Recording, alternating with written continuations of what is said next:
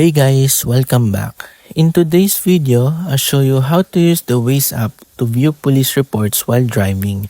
Waze lets reports police locations to help other drivers stay aware of activity on the road.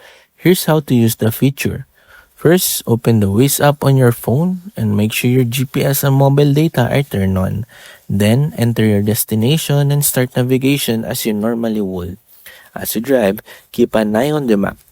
If other Waze users have recently reported police activity along your route, you'll see a police icon displayed on the map. Waze may also give you a voice alert as you approach the reported location.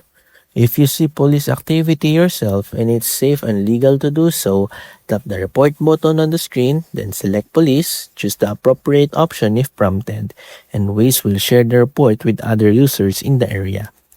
Keep in mind that these reports are community generated, so they may change or disappear over time as conditions are updated by other drivers.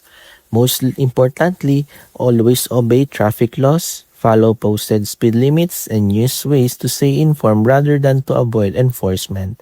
Safe driving should always be your top priority. And that's it. That's how you can use the Waze app for police reports.